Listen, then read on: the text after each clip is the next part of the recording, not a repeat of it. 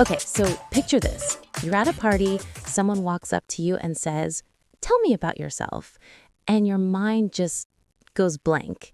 You know English, you studied grammar, you know vocabulary, but in that moment, nothing.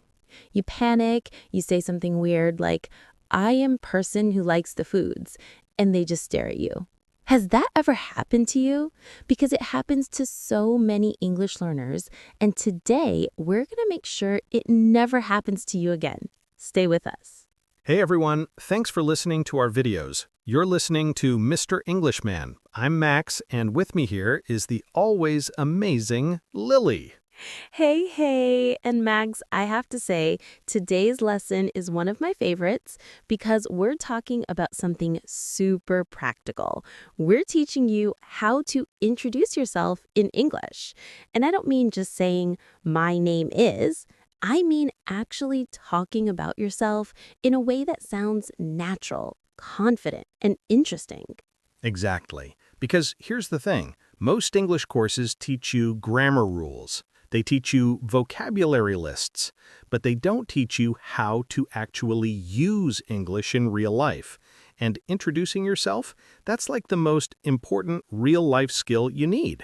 Right. Whether you're at a job interview, meeting new friends, starting a class, or even just chatting with someone online, you need to know how to talk about yourself clearly and naturally. So by the end of this episode, you're going to learn simple, natural phrases for introducing yourself. You'll know how to talk about your name, your job, your hobbies, where you're from, all the basics, and you'll sound confident doing it.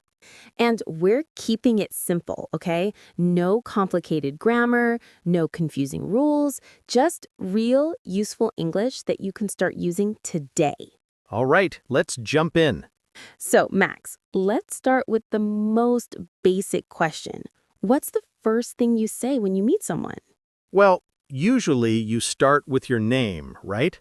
But here's where a lot of learners make a mistake. They say, "My name is Max," and that's correct. But in casual conversation, it sounds a little formal. Exactly. "My name is perfectly fine, but native speakers usually say something more relaxed, like, "I'm Max," or "Hey, I'm Max." Right. So let's practice. If you're listening right now, I want you to say this out loud with me. Ready? Hi, I'm... Then add your name. Go ahead, try it. "Hi, I'm," add your name. See how easy that is? You can also say, "Hey, I'm," add your name, or just, "I'm Max. Nice to meet you." And if someone introduces themselves to you, what do you say back? You can say, "Nice to meet you," or "Nice to meet you too." That's super common. Or you can say, "Great to meet you," or "Pleased to meet you" if you want to sound a bit more formal. But honestly, nice to meet you is perfect for almost any situation. Casual, friendly, natural, that's your go-to phrase. Okay, so now you know how to say your name. But what comes next? Usually people will ask you, "So, what do you do?" Or "What do you do for a living?" And this is where learners often freeze up. They think, "Oh no, I need to explain my job perfectly in English." But you don't need a long, complicated answer. Just keep it simple. Right. So if you're a student, you can say, "I'm a student." Easy. If you work, you say, "I'm a teacher," or "I'm a nurse," or "I work in marketing." And if your job is more specific, you can add a little detail. For example, "I'm a software engineer," or "I work as a graphic designer." But here's a cool tip. You can also talk about what you do without using a job title, like "I teach English," or "I work with computers," or "I help people with their health." That's actually really natural. So let's say I'm a chef. I could say, "I'm a chef," but I could also say, "I cook for a living," or "I work in a restaurant." Exactly. And if you're between jobs or you don't work, don't worry. You can say, "I'm looking for work right now," or "I'm taking a break at the moment," or "I'm focusing on my studies." totally fine. No one's judging you. They just want to know a little bit about you. All right, let's practice. Say this with me. I'm a, then add your job, or I work as a, then add your job. Go ahead, say it out loud. I'm add your job. Great job. See how natural that feels? Okay, so now let's talk about where you're from. This is another super common question. Someone will ask you, where are you from? And again, keep it simple. Yep, just say I'm from, then add your country, or I'm from, then add your city. For example, I'm from Brazil, or I'm from Tokyo.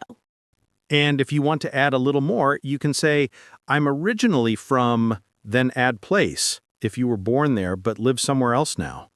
Oh, that's a good one. Like, I'm originally from Mexico, but I live in Canada now. Exactly. Or you can say, I grew up in, then add place. For example, I grew up in a small town in France. And if someone's never heard of your city, you can describe it a bit. Like, I'm from Curitiba, it's in the south of Brazil. Or, I'm from a small village near Barcelona. Perfect. That gives people a little context. All right, let's practice. Say this. I'm from, then add your country or city. Come on, say it out loud. I'm from, add your place. Awesome, you're doing great. Now, let's move on to something fun. Talking about your hobbies and interests. This is where you can really show your personality. Yes, because talking about what you love makes conversations so much more interesting. So if someone asks you, what do you like to do in your free time? Or what are your hobbies? You just talk about what you enjoy. And you can start with I like, or I love, or I enjoy. For example, I like reading, or I love playing guitar, or I enjoy cooking.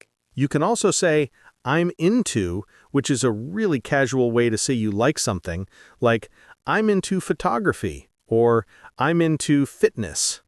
Or you can say, I'm a big fan of. For example, I'm a big fan of football, or I'm a big fan of classic movies. Love it. And if you want to sound even more natural, you can talk about what you do regularly. Use words like usually, often, or every week. Right, like I usually go hiking on weekends, or I often watch movies at night, or I play tennis every Saturday. That makes your answer way more interesting and specific. Okay, your turn. Say this, I like, then add your hobby. Or I love, then add your hobby. Go ahead, say it out loud. I love, add your hobby. Fantastic. Keep going. All right, quick pause. If you're enjoying this lesson so far, make sure you stay till the end because we're going to do a fun role play where you get to practice introducing yourself. And we'll also share a bonus tip that most learners don't know, so don't go anywhere. Okay, so we've covered your name, your job, where you're from, and your hobbies. But now let's talk about a common mistake that learners make when introducing themselves. Oh, this is a big one. So many learners try to say everything at once. They give this long, complicated introduction, and it feels unnatural. Exactly. Like, hello, my name is Maria. I am from Spain. I am 25 years old. I am working as an accountant. I have two brothers. I like to read books. And also, I enjoy cooking and traveling. And I have a dog named Max. Whoa, whoa, whoa, whoa, whoa. That's way too much information at once. It sounds like you're reading a resume, not having a conversation. Right. In real life, conversations go back and forth.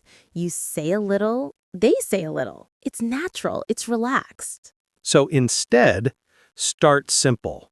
Say your name. Maybe mention what you do or where you're from. Then wait. Let the other person respond. They'll usually ask you a question, and then you can share more. Exactly. It's like building a conversation together. You don't need to tell your whole life story in the first 10 seconds. So here's a good example. You meet someone new. You say, Hi, I'm Maria. I'm from Spain. And they might say, Oh, cool. What part of Spain? And then you answer, I'm from Madrid. How about you? See how that flows? Yes, that's so much more natural. You're having a conversation, not giving a speech. All right, now let's talk about some extra phrases you can use to make your introduction even better. Okay, so one thing people often ask is, how long have you been learning English? Or how long have you been here if you're in an English speaking country? Great question. And the answer is super simple. You say, I've been learning English for, then add time. For example, I've been learning English for 2 years, or I've been learning English since high school. Or if someone asks you, how long have you been in the US or wherever you are, you say, I've been here for, then add time. Like, I've been here for 6 months, or I've been here since January. Easy, right? And here's another useful phrase. If someone asks about your language skills, you can say, I'm still learning, or I'm working on improving my English. That's a really humble and honest way to talk about your level, and most people will appreciate it and want to help you. Exactly. You can also say, I'm not fluent yet, but I'm getting better. Or, I can understand pretty well, but speaking is still a bit hard for me. That's perfect. And honestly, being honest about your level is totally okay. No one expects you to be perfect. All right, now let's talk about age. Some people ask, how old are you? But honestly, in many English-speaking cultures, that question can be considered a bit rude, especially with adults. Yeah, it's not as common to ask about age unless you're talking to kids or teenagers. But if someone does ask, you just say, I'm, then add age. Years old, or just I'm, then add age. Like, I'm 23 years old, or just, I'm 23. Super simple. And if you don't want to say your exact age, you can be a bit vague, like, I'm in my 20s or I'm in my 30s. That's totally fine. Or you can make a joke like, old enough to know better, and laugh. People usually get it. Okay, so now let's talk about family. If someone asks, do you have any siblings or do you have a family, you can keep it short and sweet. Yep, just say, I have, then add number, brothers or sisters, or I'm an only child if you don't have siblings. And if you want to talk about your family, you can say, I come from a big family or I have a small family. You can also mention your marital status if it comes up, like I'm single, or I'm married, or I have a partner. But honestly, you don't need to share personal details unless you want to. It's totally up to you. Exactly. The key is to share what feels comfortable and natural to you. All right, now it's time for the fun part.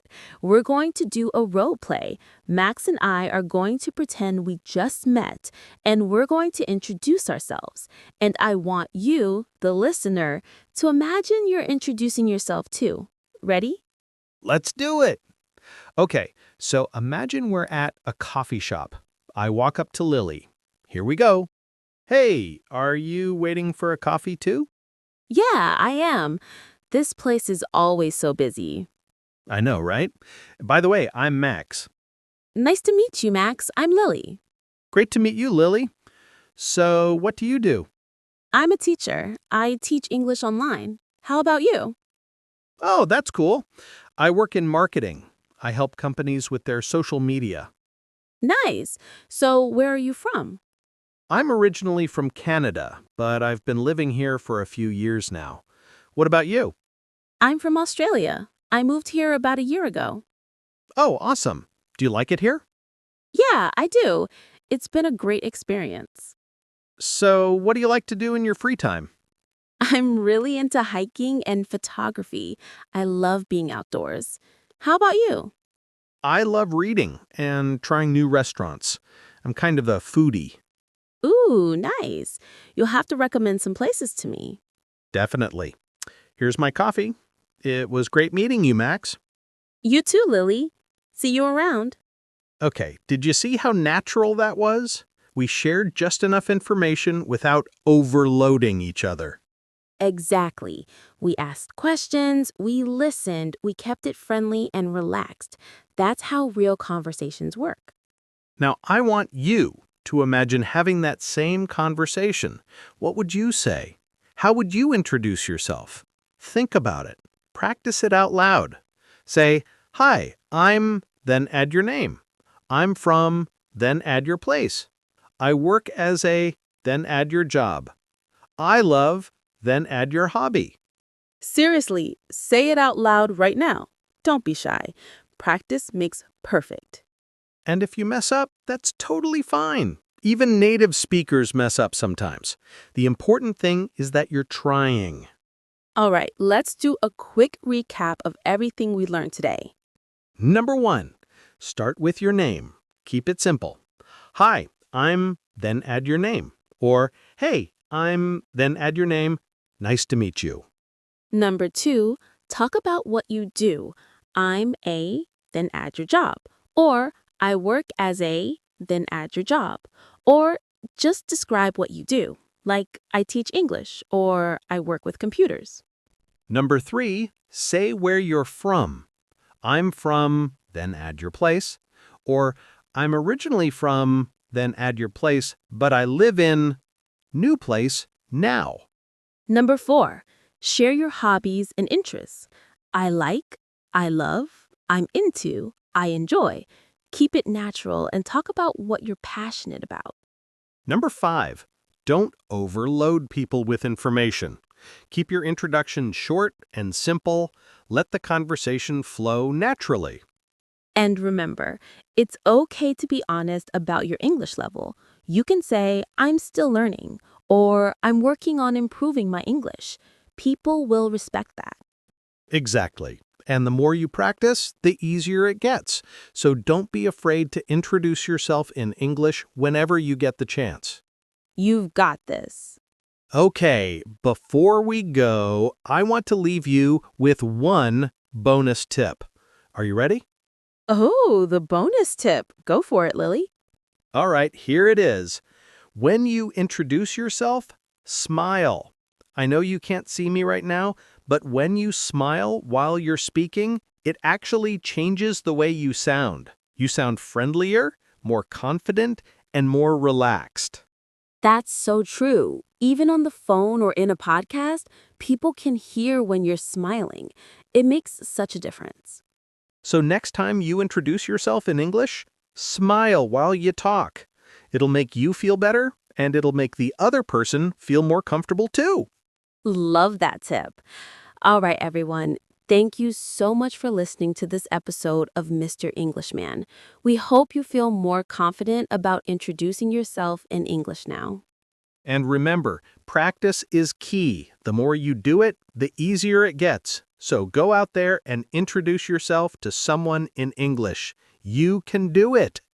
And if you enjoyed this episode, please leave us a comment. Tell us, what's one thing you'll say when you introduce yourself in English? We'd love to hear from you.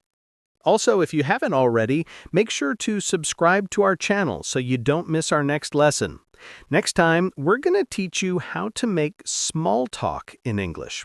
You know, those little conversations you have about the weather, your weekend, or what you did today. Super useful stuff.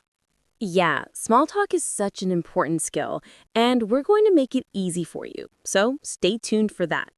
All right, everyone. Thanks again for listening. Keep practicing, keep learning, and remember, you're doing amazing. We'll see you in the next episode. Take care. Bye. Bye.